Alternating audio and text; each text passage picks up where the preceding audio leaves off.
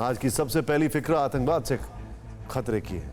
कल हिंदुस्तान में 6 आतंकियों की गिरफ्तारी के बाद पाकिस्तान प्रायोजित आतंक का खुलासा हुआ, जिसे पाकिस्तान की खुफिया एजेंसी ISI ऑपरेट कर रही थी और funding underworld don Dawood Ibrahim का भाई अनीस इब्राहिम कर रहा था। अब भारत की एजेंसियां आतंक के इस मॉड्यूल की तह तक पड़ताल कर रही हैं और जैसे जैसे ये जांच आगे बढ़ रही है, इस मामले में कई खुलासे हो रहे हैं। आज हम ऐसे कई खुलासों का विश्लेषण करेंगे, लेकिन सबसे पहले आपको इस मॉड्यूल के पकड़े गए एक आतंकी जान मोहम्मद का ऑडियो सुनवाते हैं।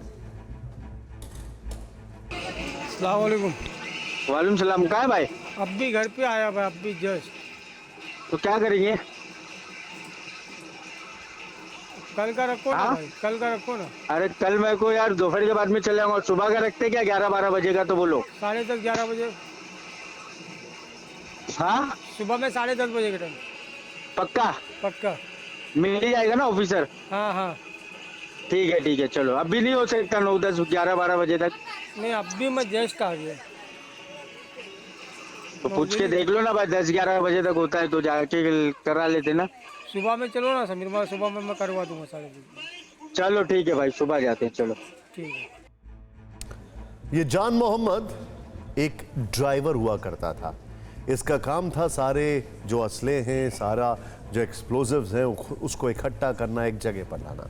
आपने अभी गौर किया होगा कि आतंकी जान मोहम्मद के दोस्त फयाज ने उसे समीर बुलाया। दरअसल जान मोहम्मद शेख का ही दूसरा नाम समीर कालिया है।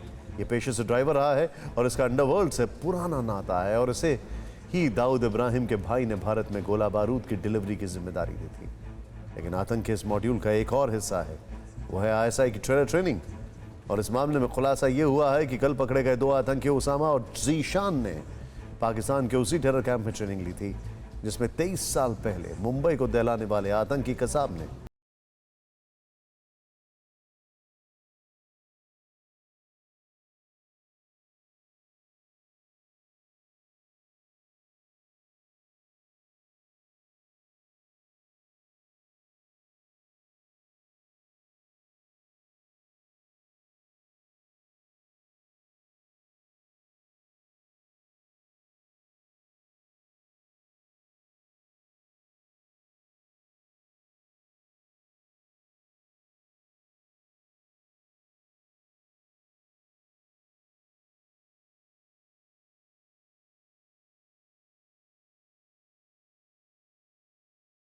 पुलिस की स्पेशल सेल के मुताबिक 22 अप्रैल 2021 को ओसामा लखनऊ से ओमान के मस्कट के लिए रवाना हुआ था, जहां एक फ्लैट में उसकी मुलाकात प्रयागराज के रहने वाले जिशान से हुई।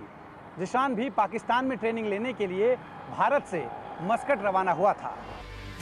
सूत्र बताते हैं कि मस्कट में ही इसके साथ 15 से 16 बांग्लादेशी भी जुड़े।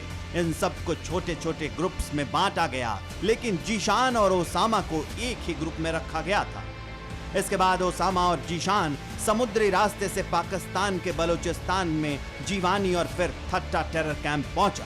बताया जा रहा है कि आतंकी ट्रेनिंग के लिए ओसामा के रास्ते का इस्तेमाल पहली बार किया गया। 2 आदमी ऐसे हैं जो कि अभी अप्रैल में यहाँ से मस्कट गए थे।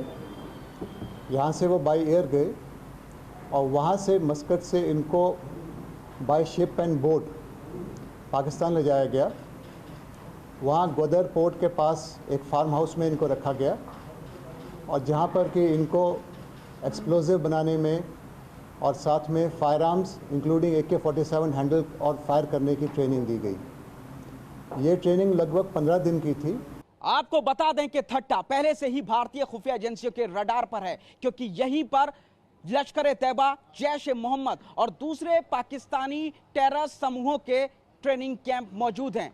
थट्टा को ट्रेंड आतंकियों का लॉन्चिंग पैड भी माना जाता है और यहीं पर आतंकी ओसामा और जीशान को भारत को दहलाने की ट्रेनिंग दी गई। पूछताछ में आतंकियों ने खुलासा किया है कि थट्टा शहर में दोनों आतंकियों को एक फार्म हाउस में रखा गया था। वहां पाकिस्तान आर्मी के लोग नकली नाम और नकली ओहदों के साथ रहते थे, जबकि पाकिस्तान आर्मी के अफसर ने सादी वर्दी में लोगों को फार्म हाउस तक पहुंचाया था, दोनों आतंकियों को फार्म हाउस पहुंचाने वाला शख्स ही असली आर्मी अफसर था और उस टेरर कैंप में सिर्फ सादी वर्दी वाले इसी अफसर को सलाम किया जाता था, जबकि पाकिस्तान आर्मी की वर्दी में जो लोग थे वो ISI में बहुत नीचे रैंक के थे।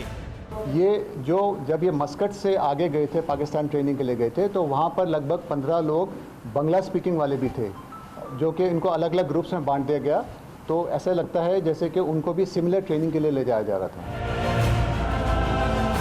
मतलब साफ है कि दशकों से ठट्टा में ISI और पाक फौज की सरपरस्ती में आतंकी कैंप चलते हैं, क्योंकि जिस कैंप से ट्रेंड होकर कसाब वर्ष 2008 में मुंबई को दहलाने पहुंचा था, वहीं एक बार फिर 2 भारतीय और 16 बांग्लादेशियों को ट्रेंड टेररिस्ट बनाया गया। यहाँ ये जानना भी जरूरी है कि ठट्टा टेरर कैंप में आतंकवादियों को कौन कौन सी ट्रेनिंग दी गई। आतंकी ओसामा और जीशान ने पूछताछ में खुलासा किया है कि ट्रेनिंग के दौरान इन्हें AK-47 ऑपरेट करना, चाइनीज पिस्टल चलाना, इसके अलावा IED बनाना और उसे प्लांट करना सिखाया गया। ये भी सिखाया गया कि रेकी या बम प्लांट के दौरान कोई अगर शक करे तो उसे कैसे पिस्टल से घायल कर मौके से भागना है, बिना हथियार किसी को कैसे टारगेट करना है, कोई पीछे पड़े तो रेस्टोरेंट या होटल में अचानक जाकर छुप जाना है। आतंकी ओसामा और जीशान की पूछताछ में यह भी खुलासा हुआ है कि ठट्टा के उसी ट्रेनिंग कैंप में 16 लोग बांग्ला भाषा भी बोलते थे, जो वहां से लौटकर पश्चिम बंगाल में छुपे हो सकते हैं। यानी 6 आतंकियों की गिरफ्तारी के बाद भी खतरा पूरी तरह टला नहीं है।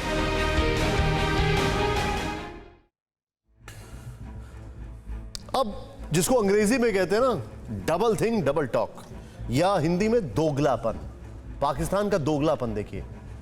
एक तरफ उसी समय के आसपास FATF की मीटिंग में पाकिस्तान ब्लैकलिस्ट में जाने से बचने के लिए यह कह रहा था कि उसका आतंक से कोई लेना देना नहीं है, उसने अपने घर में आतंकियों पर कार्रवाई की है, और दूसरी तरफ वो कुछ भारत से लाए गए लोगों को अपने यहां फार्म हाउस में आतंकी ट्रेनिंग दे रहा था, भारत में आतंकी हमले करने के लिए। बताया जाता है कि आतंकी जीशान और ओसामा ने कुल 15 दिन तक पाकिस्तान के ठट्टा में ट्रेनिंग ली और उसके बाद उसी रास्ते से भारत लौट आए। लेकिन अब हम आपको पाकिस्तान के इस टेरर मॉड्यूल का पूरा खाका दिखाते हैं, ध्यान से देखिएगा। इस ग्राफिक्स के जरिए हम आपको समझा रहे हैं कि कैसे ISI ने दाऊद इब्राहिम के गैंग के साथ मिलकर हमलों की पूरी प्लानिंग 2 हिस्सों में की थी। इसमें दाऊद के भाई अनीस इब्राहिम की भूमिका काफी अहम है। अंडरवर्ल्ड के जिम्मे जो काम था उसमें हथियारों और विस्फोटकों को आतंकियों के पास पहुंचाना शामिल था। इसके अलावा हवाला चैनल के जरिए हमले के लिए पैसे उपलब्ध कराना था। वहीं भारत में हमले किन जगहों पर किए जाएंगे और कौन कौन से लोग हमले में निशाने पर होंगे, उनकी पहचान का काम ISI को करना था। इसके अलावा हमले से पहले IED को रखवाने का काम भी ISI के हाथ में ही था। बहरहाल इस मामले में आज मुंबई से यूपी तक तफ्तीश जारी रही और हमारे रिपोर्टर्स भी इस केस की पड़ताल करते रहे। देखिए क्या है इसकी पड़ताल, इन आतंकियों का बायोडेटा और उसे ISI की डी कंपनी ने कौन कौन से टास्क दिए थे, खुद आपके सामने। पूछताछ में आतंकियों ने कबूल किया है कि पाकिस्तान की खुफिया एजेंसी ISI और अंडरवर्ल्ड के लोग जो खुद ISI के कहने पर काम कर रहे थे, उनके इशारे पर ही ये आतंकी एक एक कदम आगे बढ़ रहे थे। यानी डी कंपनी को इस टेरर मॉड्यूल के लिए ISI ने बोला था। ISI के इशारे पर ही अंडरवर्ल्ड डॉन अनीस इब्राहिम आतंकियों को लॉजिस्टिक मुहैया करवा रहा था। अनीस इब्राहिम ने आतंकी समीर को भारत में IED, हथियार और हैंड ग्रेनेड की डिलीवरी सुनिश्चित करने का काम सौंपा था। सूत्र बताते हैं कि आतंकी समीर की टीम सीमा पार से हथियारों के कुछ खेप भारत ला चुका है और इन हथियारों को अलग अलग राज्यों में भेजा भी जा चुका है। एक है अंडरवर्ल्ड वाला कंपोनेंट, उनका काम था IED को सेफली क्रॉस कराना और उसके बाद उसको सिटीज़ तक पहुंचा देना। और दूसरा कंपोनेंट था जिनका काम था कि इनके इस्तेमाल की जगह ढूंढना कि कौन से फेस्टिवल में कहाँ पे इनको इस्तेमाल किया जा सकता है, वो करना, उसका उनको प्लांट करना। तो ये 2 कंपोनेंट थे और इनका आपस में जो कोऑर्डिनेशन है वो सारा अक्रॉस द बॉर्डर से किया जा रहा था। मतलब ISI की बारूदी ट्रेनिंग और अंडरवर्ल्ड की फंडिंग जारी थी। असलों के खेप अलग अलग राज्यों में पहुंच चुके थे, IED और हथगोले बन भी चुके थे। ऐसे में ये जानना भी जरूरी कि पाकिस्तान प्रेरित और प्रायोजित टेरर मॉड्यूल का टारगेट क्या था।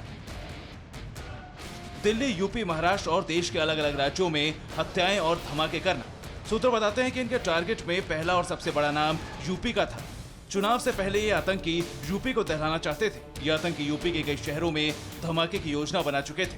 18 सितंबर को लखनऊ में होने वाले बीजेपी के किसान सम्मेलन में भी ब्लास्ट की प्लानिंग थी। काशी, मथुरा, अयोध्या और विंध्याचल में भी धमाके का प्लान था। नवरात्र और दशहरा में दुर्गा पंडाल और मेले में भी आईडी विस्फोट की योजना थी। कल हमने आपको बताया कि पकड़े गए 6 आतंकी कहां के रहने वाले हैं और कहां से दबोचे गए, और आज हमने इनके बायोडेटा खंगालने के लिए दिल्ली से यूपी और मुंबई तक पड़ताल की। इस दौरान प्रयागराज में हमें पता चला कि आतंकी जीशान MBA की पढ़ाई के बाद दुबई में नौकरी कर रहा था। कोरोना काल में घर लौटकर खजूर का बिजनेस करने लगा। लखनऊ से जीशान की गिरफ्तारी के बाद ATC ने नैनी के टांडा इलाके में एक पोल्ट्री फार्म से IED भी बरामद किया। 15 दिन के ट्रेनिंग पीरियड में इन लोगों को बहुत सारी बातें बताई गई थी।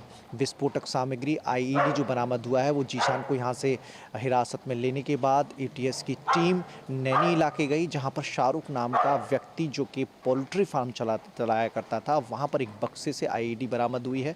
बताया ये भी जा रहा है कि 2 इटालियन पिस्टल भी बरामद हुई हैं। इन लोगों का एजेंडा ख़ास तौर पर भीड़ भाड़ वाले इलाके और नवरात्र और रामलीला में धमाका करने का था। कुछ राजनेता और उद्यमी भी थे जो इन लोगों के निशाने पर थे।